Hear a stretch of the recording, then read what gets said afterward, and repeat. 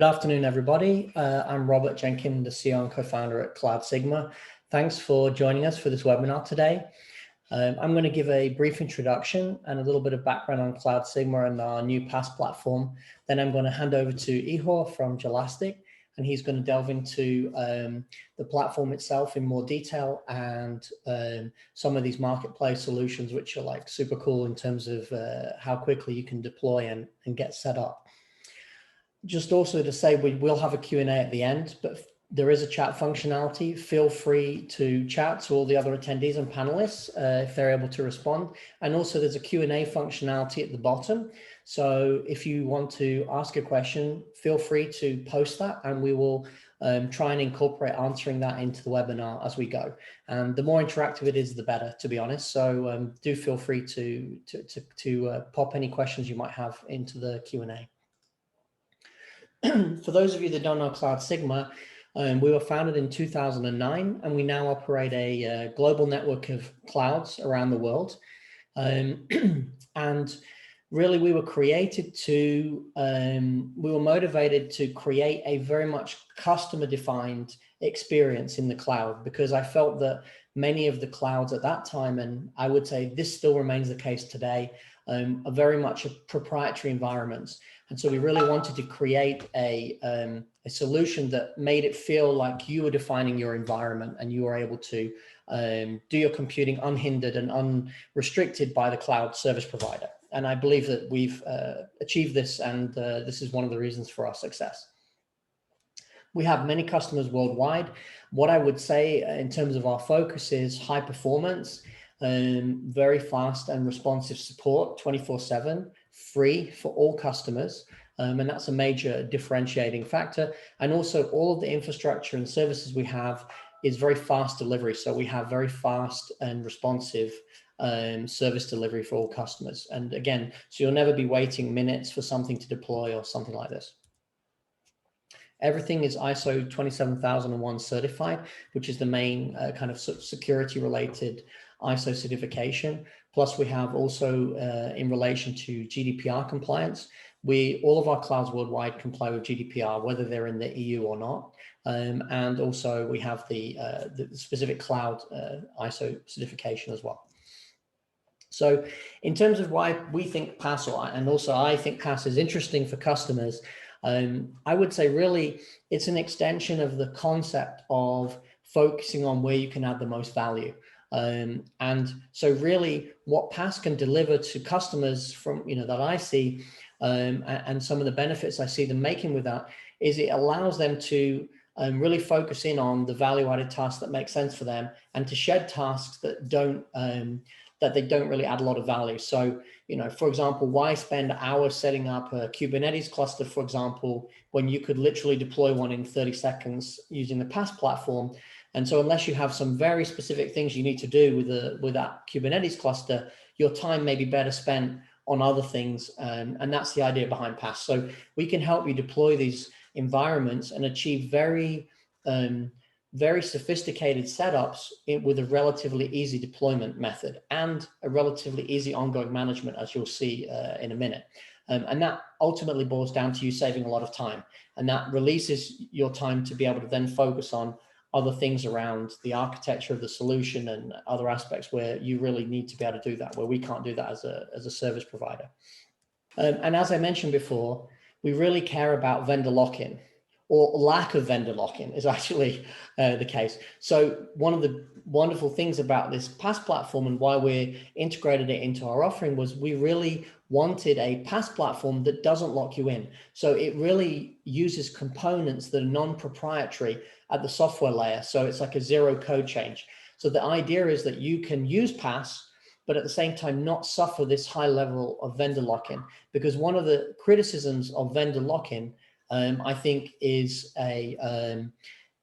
really that many of the platform as a service offerings you find from the large vendors are proprietary to their cloud, which essentially means that if you choose to benefit from that service, you are really stuck with them, and it's very difficult to use another cloud provider and achieve the same thing. That's not the case with this solution, as you'll see. You can actually use this solution and you can easily migrate those workloads off onto more traditional environments as well. Likewise, you can actually migrate those workloads from the traditional environments into PaaS as well, and there are methods for doing that.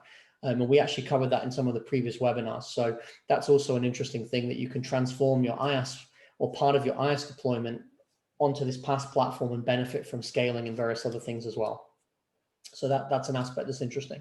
So you'll see, but there are many, many different technologies and solutions supported, far more than we will have time to discuss during this presentation. Actually, that reminds me, I'm going to just give you a poll while we're going through this. Let me launch that poll. So you should see that pop up on your screen.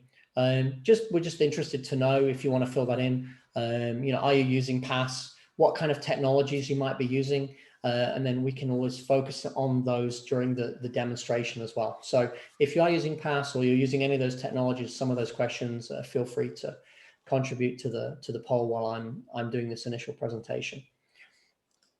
And finally, this PaaS platform is fully integrated into the rest of our solution. So if you're using the IaaS platform already, or you're a new customer, one of the benefits of what we've done is we've integrated this platform as a service offering and services into the wider environment. And that means that you can have unified networking and various other functionalities all orchestrated together in a single solution.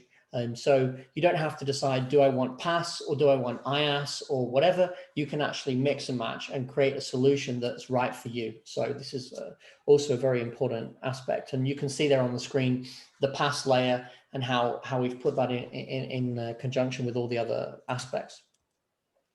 So that was my brief introduction to CloudSigma, and just from me personally, how I think that the PaaS is interesting and how we see customers using it. I'd now like to hand over to Ihor, and he's going to go into more detail in the platform and give you actually a live demonstration of some of these solutions and aspects. So let me just stop sharing my screen. Ihor, feel free to. Yeah, hello everyone. Robert, thank you for introduction. So today we're gonna speak about the marketplace, about service catalog, and let me share my screen. And so application catalog, you can find it in the PaaS part of the window from the top. So that's marketplace. There is it's divided into sections. So sections is a category where you can find the applications that are related to some specific topic, and we can start from WordPress. So WordPress is very famous CMS, and most of websites nowadays are running on WordPress. And we have multiple ways how to install WordPress. And the simple one is a standalone kit. So the case when everything is running inside the same container, so that's all container, but all the applications that are running WordPress, so they are located in the same container, and that's the solution for lightweight websites. So if you have light website, you want to save money and not waste spare resources, that's option for you. So we have multiple add-ons, plugins, and other options that can be enabled within the WordPress. So such as light speed, you can choose if you just choose what light speed. So the application server behind PHP, in front of PHP, will be running using light speed. Light speed is the commercial web server, which is really fast, and it's really good for PHP. If you uncheck the checkbox, so you will get Nginx version, which is also very fast. Let's Encrypt add-on that will automatically care about the certificates, will do automatic updates, and etc. If you choose Lightspeed, you still can also enable web application firewall and security protection, which goes out of the box. But this module is commercial one, so keep in mind that that's commercial. With spare, it costs extra money. So you can also connect to premium CDN. So CDN will be installed and connected automatically. So you will have your cache, your content cached through the whole world. And you can also add a multi website add-on to WordPress that will allow you to run multiple websites within the single engine. So together with the standalone version, we have clustered version of WordPress. for which is designed for different loads, so for medium or for high loads, that can also be scaled automatically, because you know the scaling of WordPress and the keeping it for the high load is a full-time job usually. So many people spending hours, days, weeks, months just to make the system work as expected under the high load.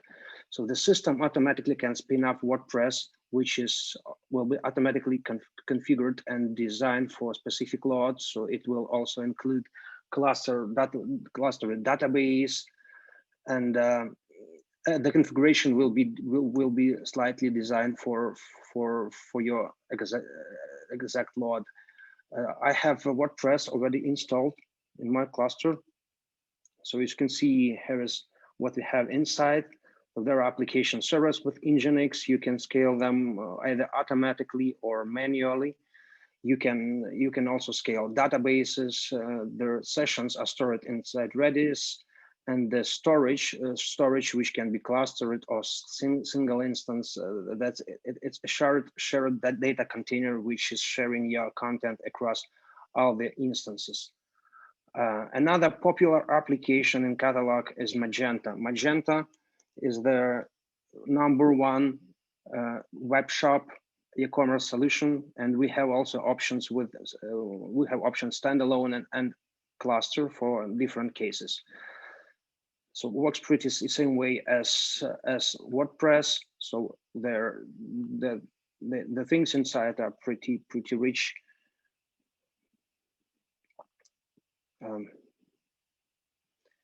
Then Jitsi. Before you move on, it would be good to see, like with a cluster, maybe like your WordPress cluster down the bottom there, like what you can do once you do the initial deployment, maybe on WordPress, because I looked at the poll and actually most of the people, this was the most popular solution that people were using. Yeah. WordPress. You have one at the bottom already deployed. Yeah, I have one. Yeah. So I was just thinking it would be interesting to see, like once you've done that initial deployment using the one-click solution, like how you can maybe the sort of things you can customize, like the scaling events, like how the scaling works, or you know better than me, but just to give. Yeah, very good question. So here is my cluster, and here is a button that allows to set up triggers, and triggers can be based on the next things. So on CPU, on memory, on network, and on this disk characteristics. By default, the trigger is set for CPU, as you can see. So the CPU trigger is already here. And once your load will be higher than 20%, it will schedule another instance for scaling. And once the 70%, sorry. So once the load will be behind 70%, the other instance will be scaled.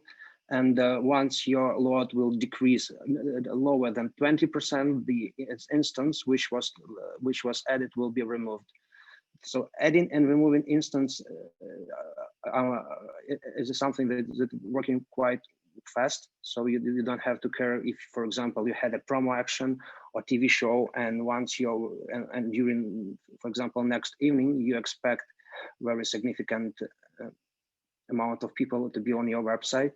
But if you know that your WordPress is also RAM consuming, so the instances are running some specific modules, and it requires to add trigger in case of memory high consumption, you can do this as well. So you will be able to see your graph live, so you will be able to see how much resources are really consumed right now, and you can tune that. So this upper limit means when nodes need to be added, and how many nodes need to be added at once. And this lower limit means what is the threshold for removing nodes. So everything is pretty simple. Everything is live. So once you see your cluster is hitting the edge, you can also manage this. Just to add here about the load triggers, while installation of the package, you have a choice what kind of scaling method you want to go with. Because right now Igor showed one of these options. It seems to me it was like for medium load, but there are options to go with low load, medium load, or high load while creation of the WordPress cluster itself.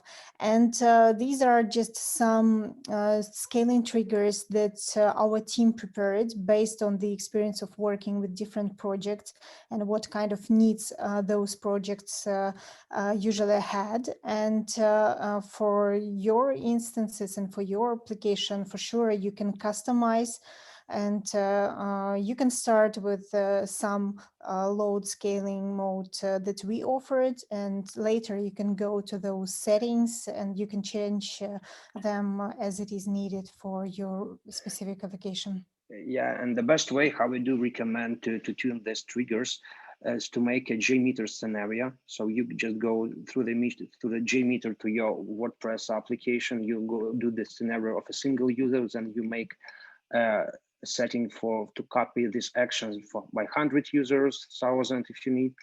And then you check how your cluster behaves, because usually every cluster behaves slightly different because different modules are installed, so different RAM consumption and different scenarios due to users flow are predicted. So yeah, it's better to have for own JMeter cluster for simulating load and tune these digits to your exact case. Yeah. One more point to add here about the WordPress clusters, especially considering that CloudSigma has a bunch of data center locations and installations in different data center locations. You have a possibility to get even extra layer of high availability for your WordPress cluster. For example, you can install one WordPress cluster inside, not really, not about multi-region. Yeah. I'm talking about installing one WordPress cluster in one CloudSigma installation, the other one in the other CloudSigma installation, and then sync up that. In this way, for example, Jelastic, we run our own site. So as you know, Jelastic has a bunch of different service providers, and we run one replica of our WordPress-based site in Europe, in European location, the other one in United States, and we have synchronization. And in this way, even if something happens with one location, the other one will be working. And also this covers the necessity of to be closer to the customers, to be closer to the visitors, especially if you have customers around the world. So yeah, depending on where your market is, right? Sure, and this is a good point, because on all those locations you have the same package. It looks totally the same. The UI is totally the same. So the management will be much more easier for you than going with different clouds and running your applications on different clouds and managing them there. So in this way, you have a unified management. Yeah. Let's go to the next fancy thing, Jitsi. So in a time of pandemic, very useful thing to have our own communication system that can be also clustered and standalone. And this communication systems allows you to have in-house Zoom-like environment that allow you and your company to communicate to each other without sending your data to third party. So it's very good for cases when privacy is important. It also can be spin up just with a button click. My certificate is not installed. So for certificate, we have extra add-on called Let's Encrypt that can be installed separately. The Jitsi itself works quite well. So it's kind of a Java protocol. Oh, sorry, I pushed the wrong button.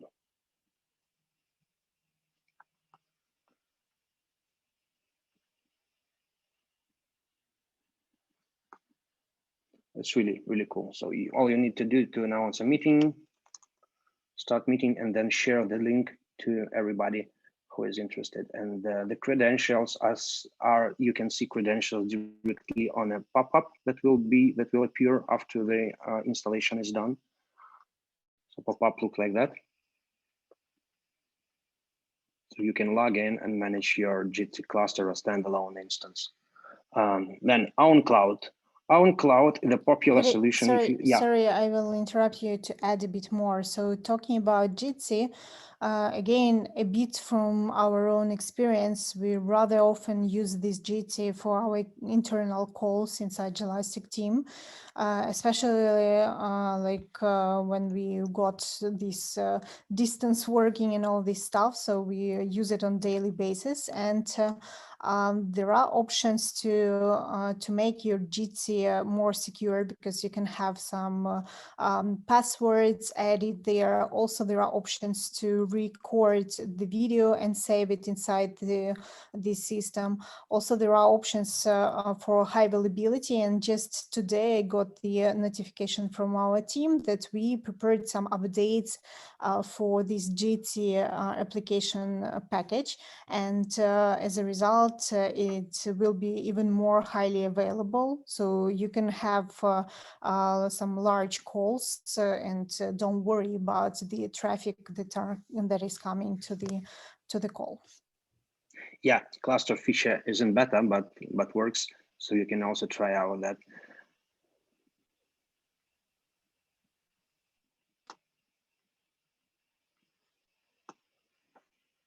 And then let's go to OwnCloud. OwnCloud is a sharing tool that allows to share your files with your partners, colleagues, and worldwide. So this tool allows, it's like own sharing store. So it has dedicated storage node for that, and the web server, lightweight application, and that also can be spin up with a button click. So very nice. We also sharing the files with the OwnCloud in our company using this tool. Another popular one is Moodle. Moodle for those who are working in educational sphere. Before we go to Moodle, can you show the OwnCloud like deployment? Because it's really easy, right? You click it, it deploys it, and show in the browser. Let's deploy it. Log in and deploy it. Let's do this.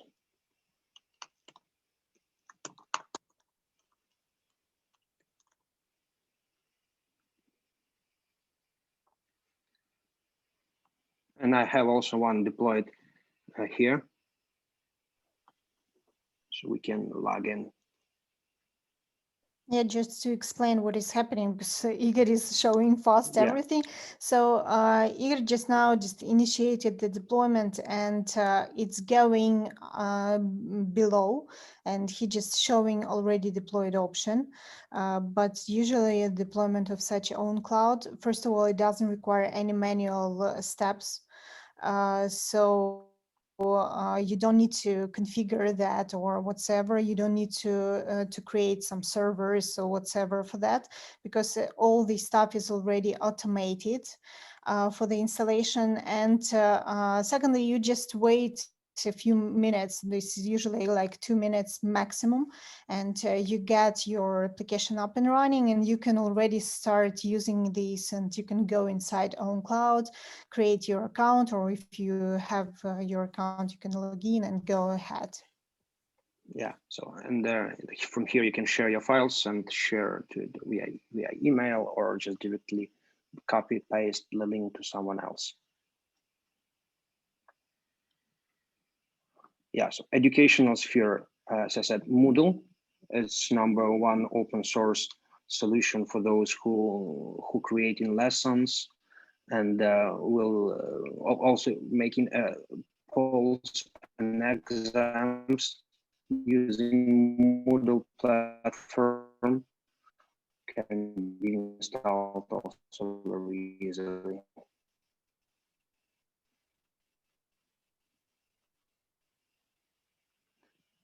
By the way, I have already one installed. So as you can see, it also consists from SQL database and application service running, I think Apache and PHP, right? Apache and PHP. And then traffic distributor, very exclusive theme, which we have on a board that allows to manipulate your traffic. So really cool thing for traffic distributor. I just installed two similar environments with PHP. environment A and environment B. This tool allows to manage your traffic and distribute traffic between two different environments. So that's good. That is a good option for A/B testing. For example, if you wish to try out new feature, you deploy this feature to a dedicated environment, and then you distribute 10% of all your users will go to that feature to try out, and all 90% will not be affected. So for example, if you're not sure that feature is working in a proper way, OwnCloud environment is great. Then there are three options how to distribute traffic. So first, you can choose a number of front ends just to avoid single point of failure. The good thing to have at least two. Then you can choose whether it is round robin when your traffic will be distributed accordingly to the weight.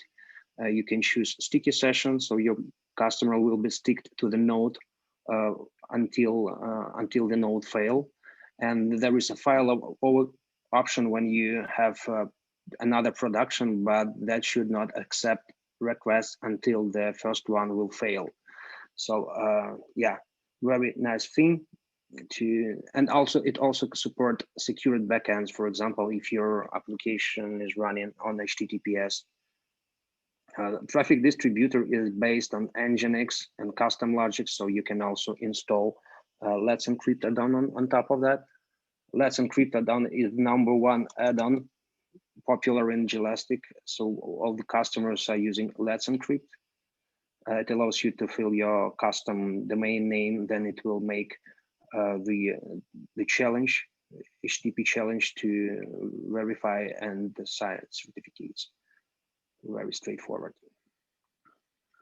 Start-stop scheduler, another very popular and interesting thing to have. For example, if your customers are use, or not even customers, but if your employers, it's good for cases like QA, when you have automated tests and you want to run your container only by schedule, for example, during night, and you don't want to spare resources during daytime, or your customers are working only in business time and you don't want to waste money and resources during nighttime, you can schedule the environment and the layer which you want to put for a sleep just for some specific dates, specific time.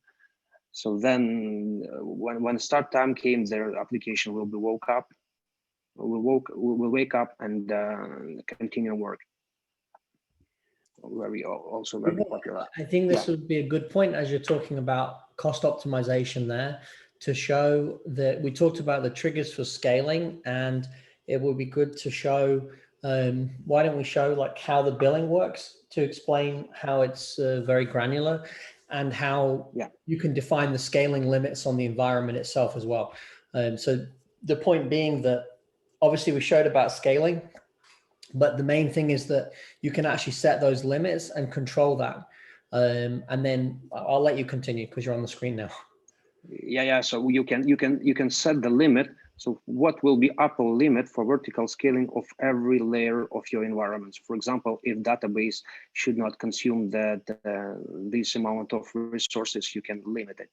And you will see also estimated price, what can be the highest price for the consumption and the lowest price.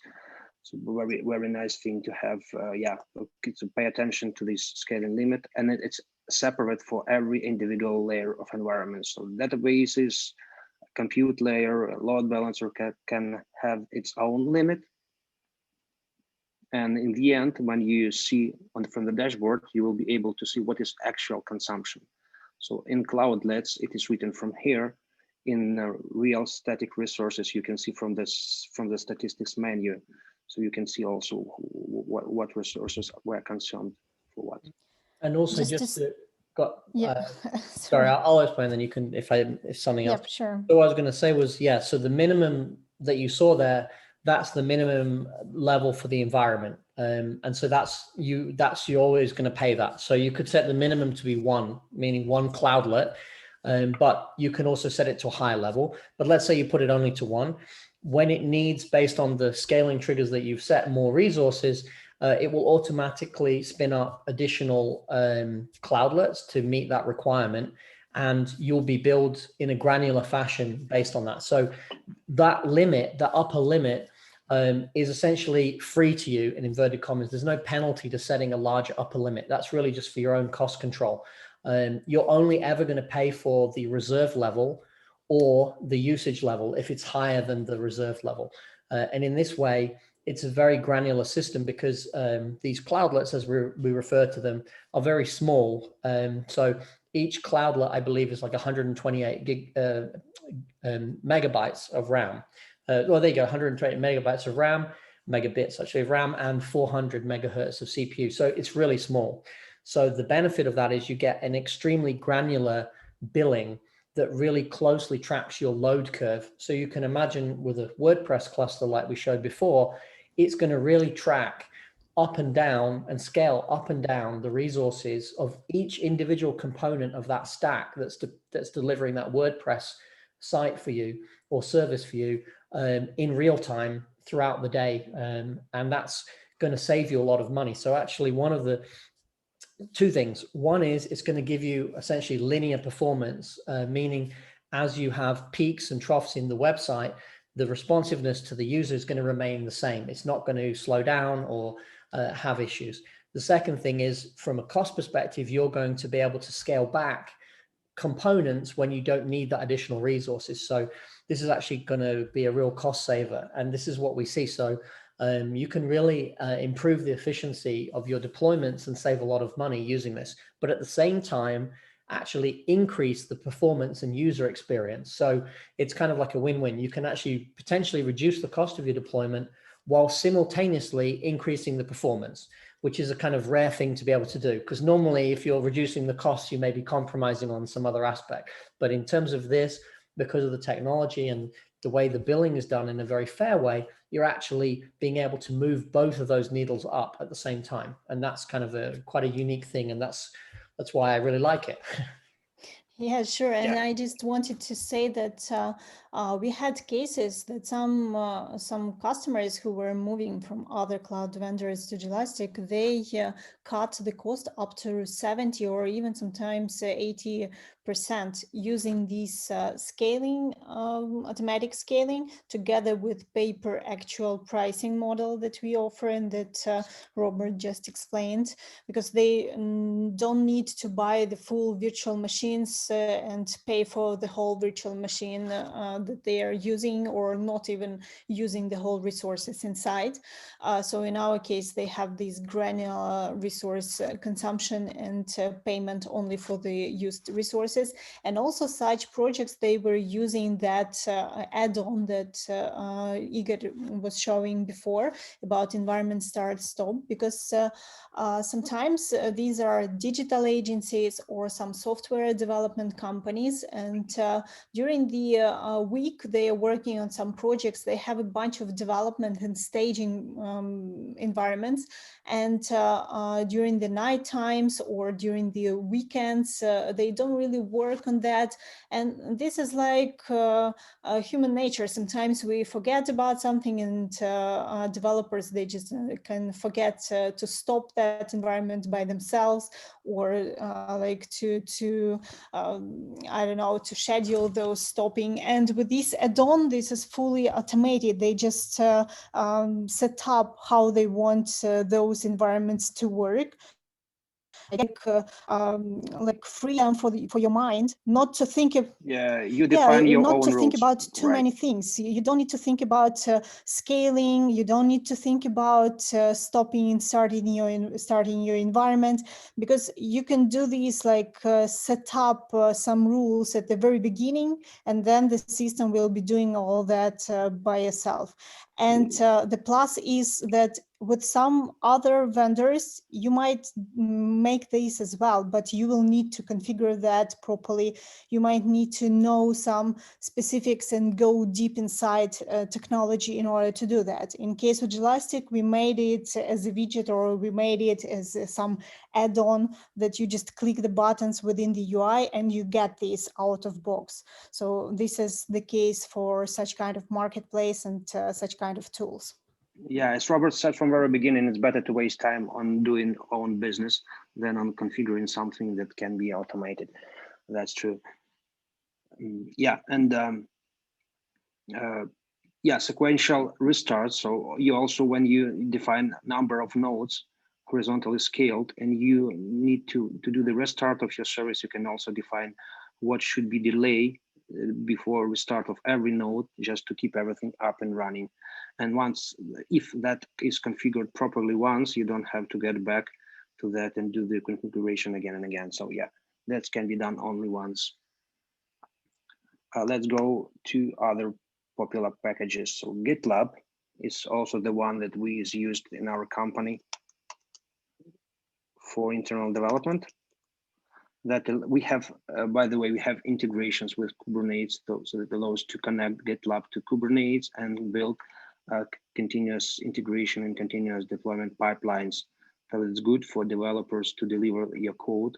Also, that can be connected to WordPress. So for WordPress has a plugin that allows to track all your changes of your website via Git repository. That's very good for big real adult projects where the changes need to be tracked and monitored.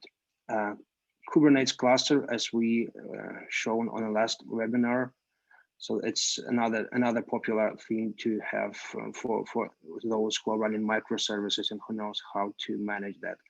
So it's also very rich impact out of the box with different add-ons, extra features, and etc.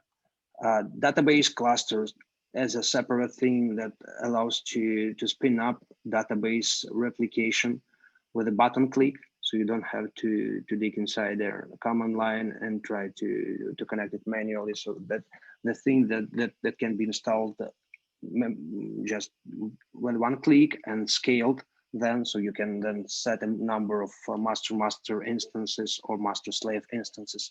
And this automation is also used for WordPress clusters. So one of rules, we need to avoid any single point of failure. So in case of outages, the application could still remain running and then not suffer because of that. Another good thing I want to tell is how to pack that.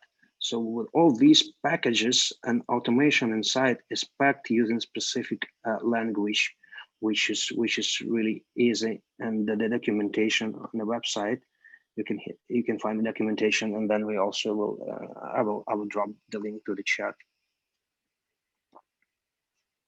So basically, this is cloud scripting. It was created by Jelastic team, and we've started to work on that like almost from the very beginning of Jelastic company creation. And at the beginning, that was like Jelastic packaging standard, but then we developed the whole kind of language for cloud scripting, and we called it like that.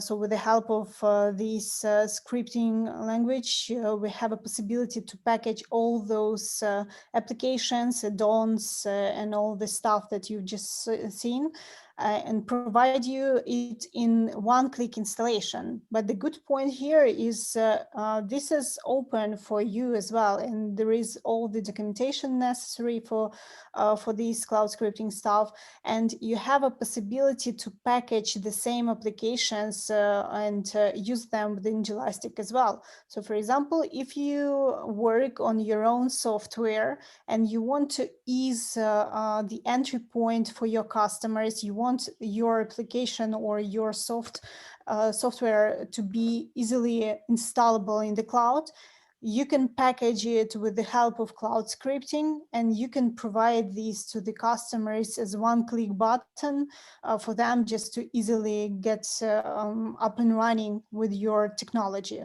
And also we also partner with different companies, technology companies, and if you have some interesting tool and you package that tool, we can even consider adding this packaged technology to our marketplace, and then it will be available across all the platforms that are installed around the world, and people around the world will get access to your application inside Jelastic marketplace.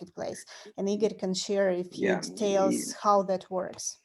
Basically, we have open source repository on GitHub, Jelastic GPS, and that has a bunch of examples. To start with, you can see how the Moodle is packed, how the WordPress is packed, how logic is implemented. And yeah, the website, which is on docscloudscripting.com, it's like a documentation of how it works, but it's also good to see on examples. And the get it hosted button, which Tatiana just spoke about, is a good thing to have if you're a software vendor. So you can create a kind of a widget on your website. For example, if you're a software vendor and we want to deliver application to your customer, whether it is clustered or not, so what you can create a package using this standard, and then place a button on your website. And once your customer will click install, he will just press his he will specify his email, and then he can choose data center, or if you for example you can also predefine data center where the application of your customer will be spinned up. So it works like that. So you can see there is a button, but you can place your logo, your text, everything. You can just paste all the required data, then choose CloudSigma data center, and then click install. And then you will get on email, you will get credentials and login details, how to log into the PaaS panel, and your customer will be able to run it, for example, in trial mode. Ihor, we had a question about the WordPress cluster. Yes, if we wanted to run it across 2 physical locations like Geneva, if you go back to the main tab on the left, then if we wanted to run like the WordPress cluster and you had it running like this is in Geneva where you are, and then you set up a cluster in Zurich, how would you do that pairing? How would you sync the 2 together? Yeah, so there are 2 ways. So one way is to enable, there is a dedicated package for cases, for example, if few data centers are connected between each other and has internal network, so then can be spinned out with a package. For cases, if there are 2 locations from different data centers and they are not connected with each other, we have a dedicated package that allows to connect WordPresses. So one WordPress will be acting as master instance. It will be like a point where the administrator or the person who is responsible for the content will do the modification of his website. And the other part, let's say them slave or secondary clusters from different parts of the world will grab the changes from the primary one. Sure. Can you show the plugin and just show like the process? It's the plugin is not with me right now, so it's not in marketplace, so it's not published, but we can get that. So because the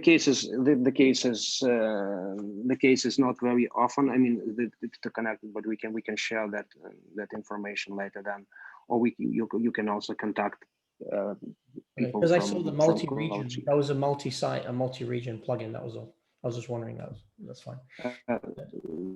The one you're speaking about, I think this one. Just a second. Sure. The version which is here is designed for those cases when data centers are interconnected just generally, so with an internal network.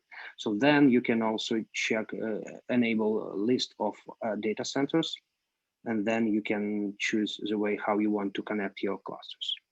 So it works like this. You can see on the scheme. Okay, great. That's clear. Yeah, thanks.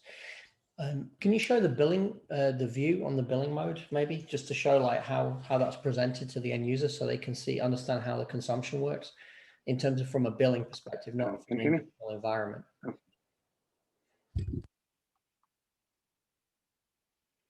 From billing perspective. You mean billing history? What were the consumption? Yeah, just to show like if I wanted to see my consumption, just to show how the transactions are done. Yeah.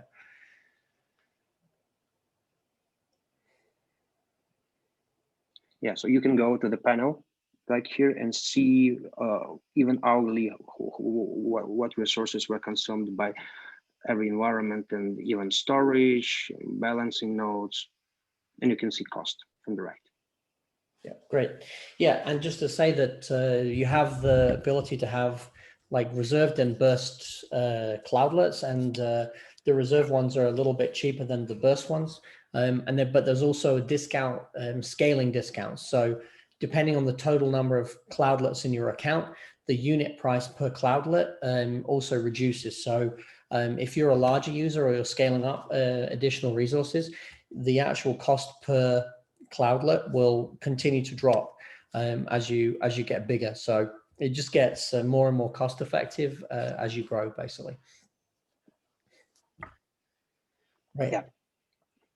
Was there anything else you wanted to show, Ihor? I would like to start with questions and answers, because I believe our attendees have questions.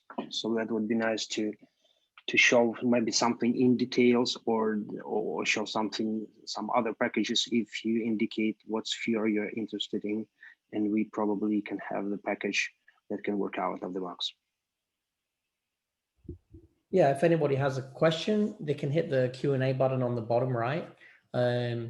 Yeah, so, and you can submit a question if there's something that we didn't cover that you're interested in. While waiting for the questions, I just wanted to add about this marketplace.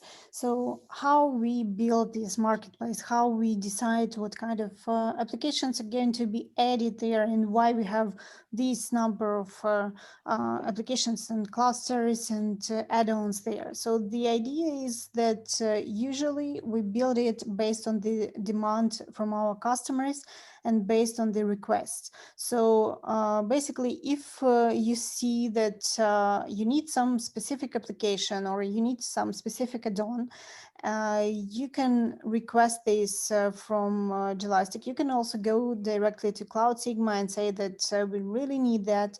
And as soon as we get such requests from several different customers, it gets higher, and as a result, we start working on such kind of applications in order to add them to the marketplace.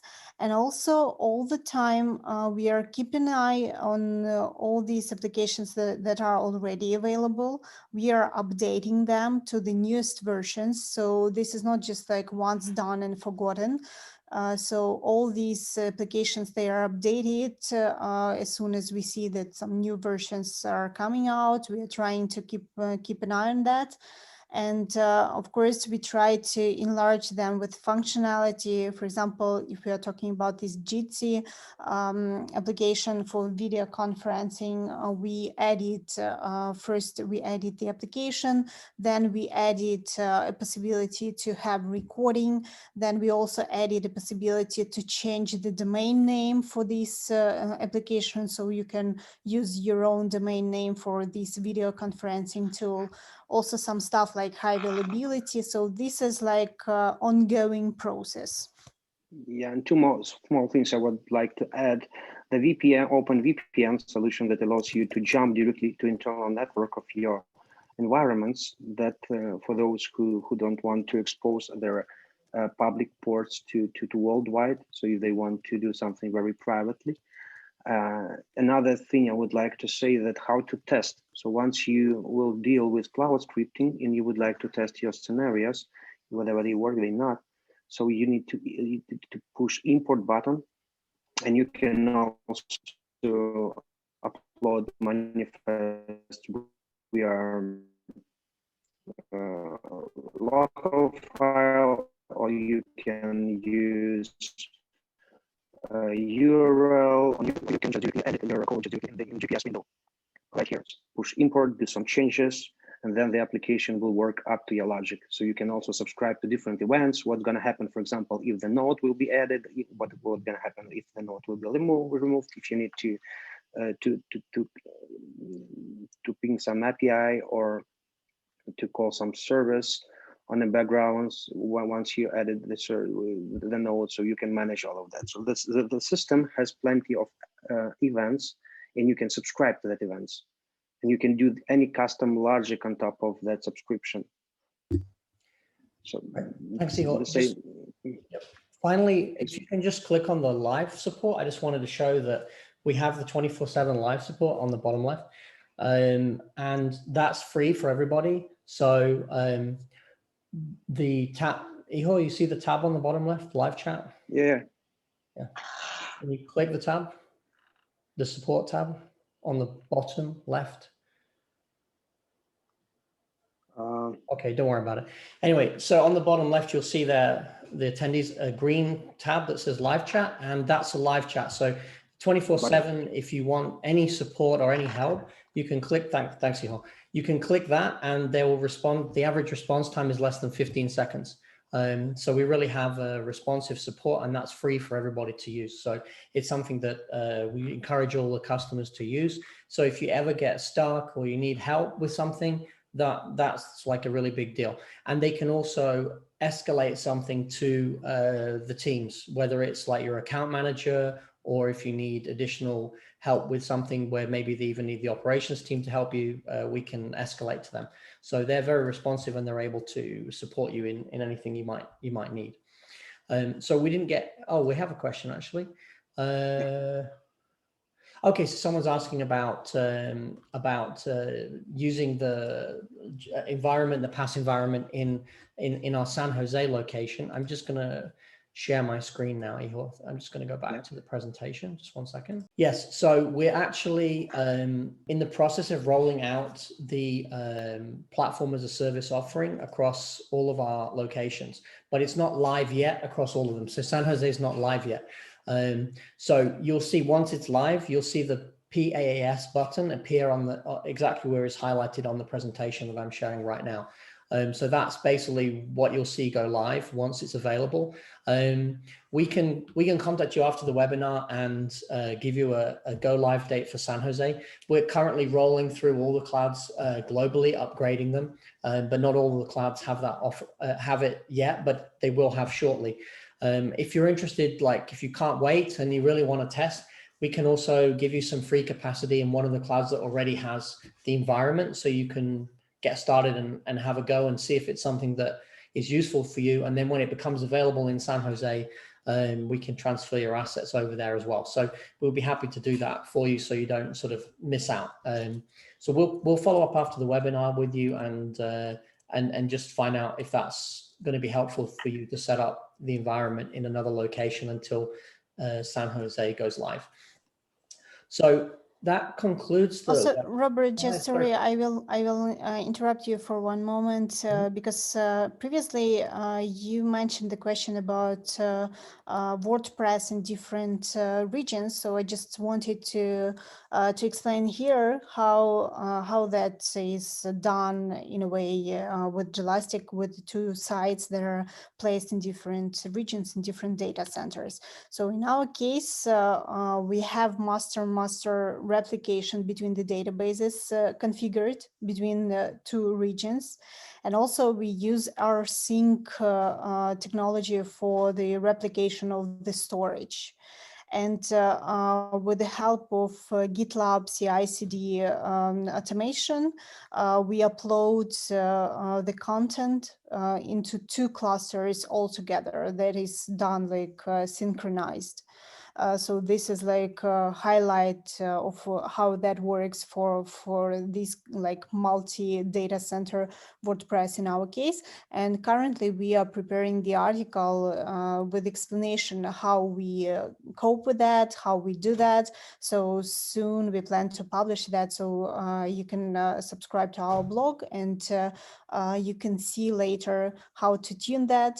And of course, if you have some difficult cases, some complex cases, for sure you can drop a message to CloudSigma or to Jelastic, and we can assist you with some settings of such kind of multi-data center WordPress. Thanks, Tatiana, for the extra info. Yeah, and if somebody has an additional query, actually we have an additional question that's come in, but I can't. Tatiana, can you check the Q&A to see what the other question is? Because I can't bring it up during my screen share to see if that's. Sure.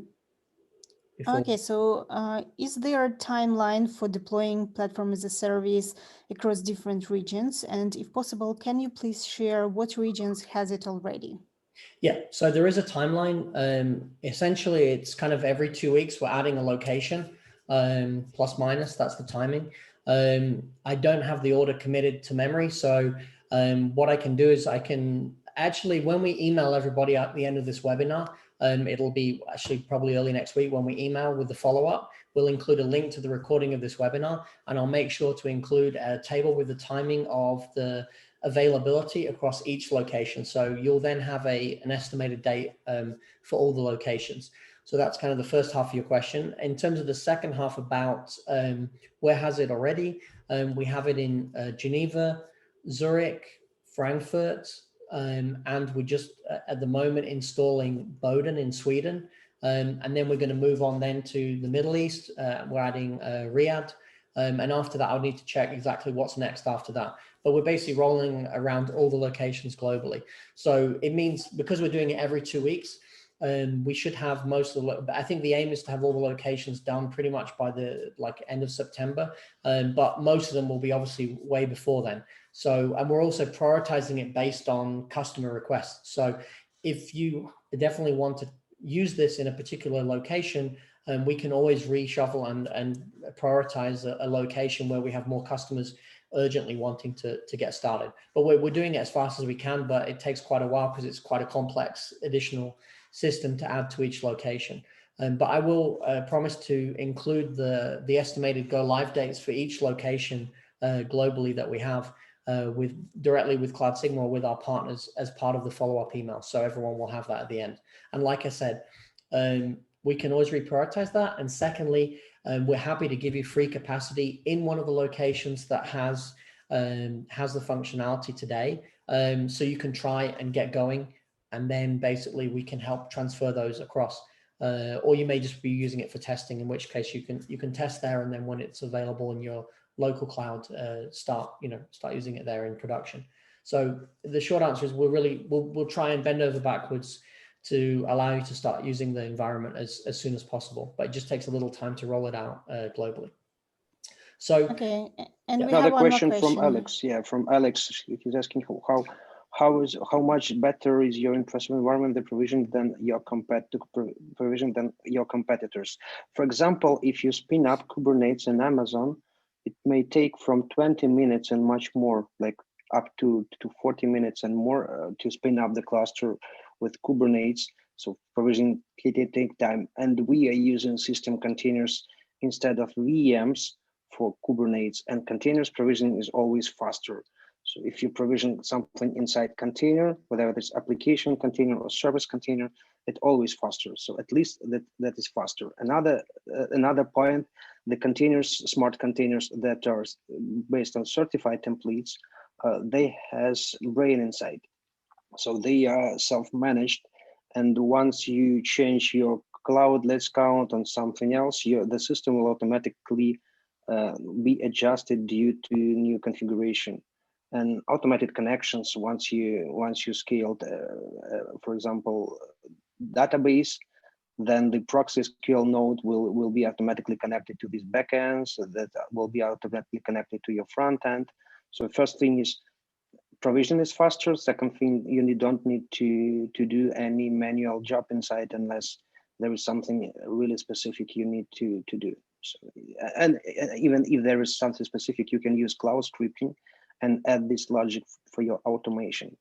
I would also say, I mean, this webinar was more focused on the marketplace, but we did in the previous webinars also cover specifically deploying, environments and the kind of DevOps tools you can use there. We also had a webinar specifically on containers as a service, including setting up Kubernetes environments, Docker Swarm, etc. And in that, we actually, Ruslan was doing that webinar from Jelastic, who's the CEO there, and he actually deployed an environment during the webinar, and it took it was 2 minutes, 3 minutes, and this was a complete new environment for Kubernetes.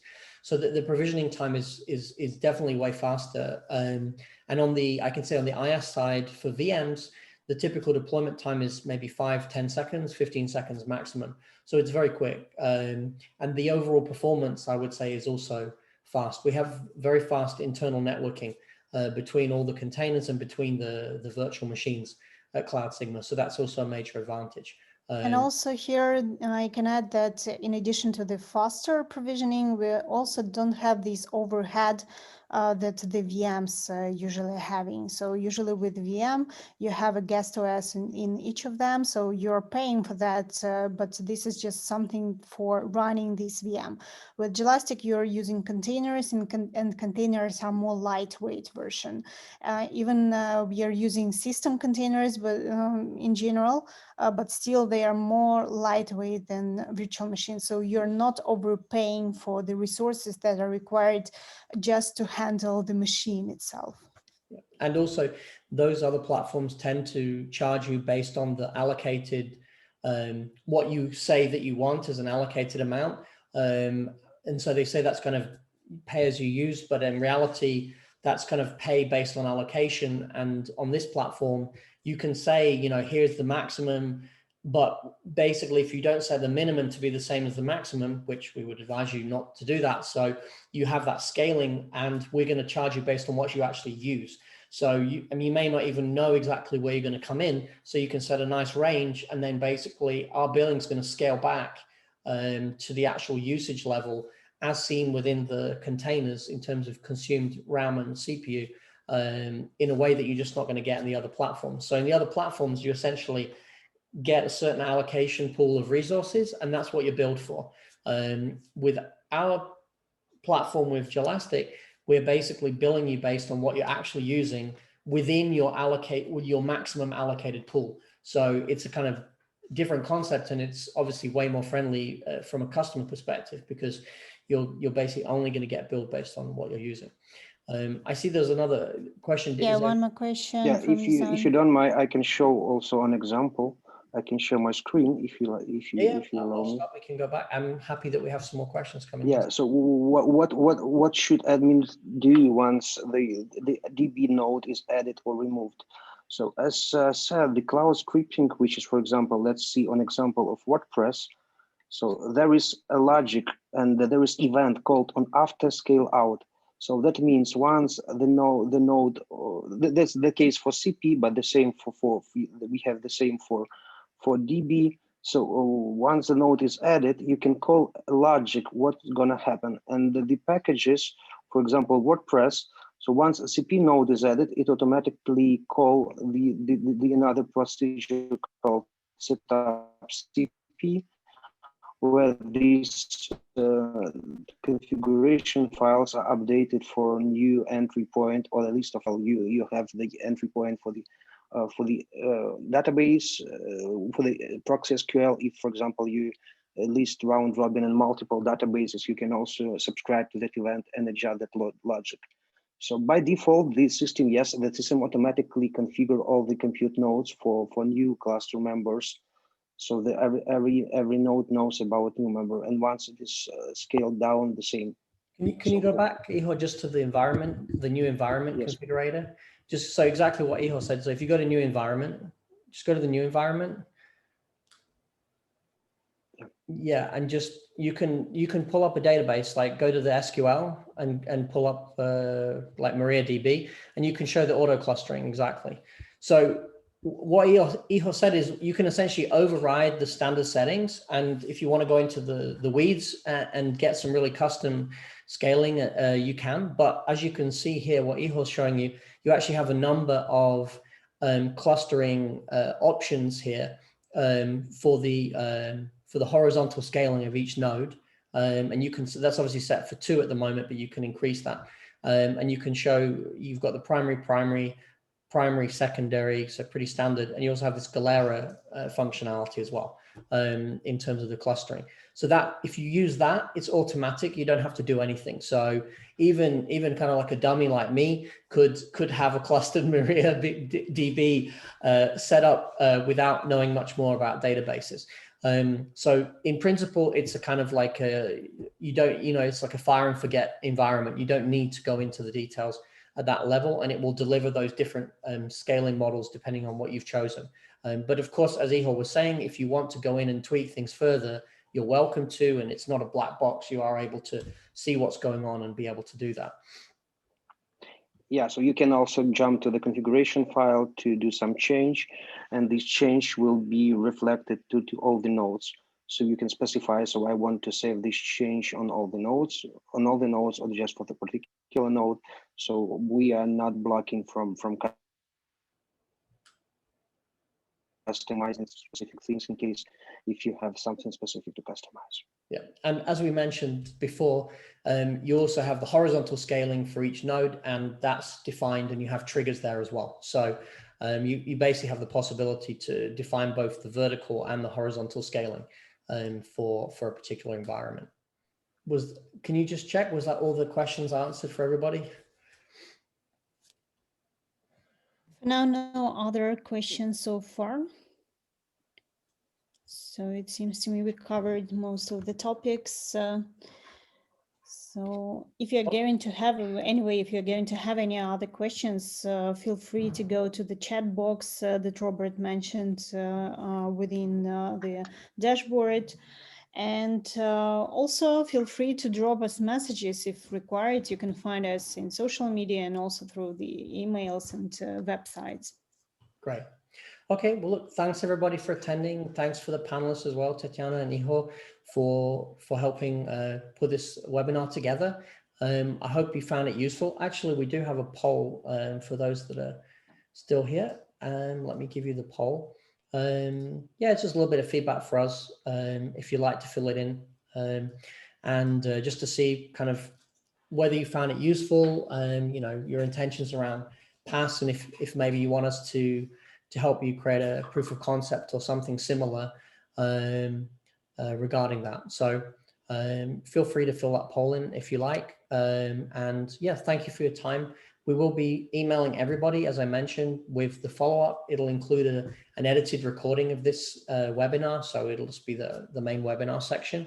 And we'll also be happy to follow up with the people that ask queries in terms of locations and timing, and I'll include that in the thing. So thank you once again for your time today. I hope you found it useful and enjoy the rest of the week. Thank you, everybody.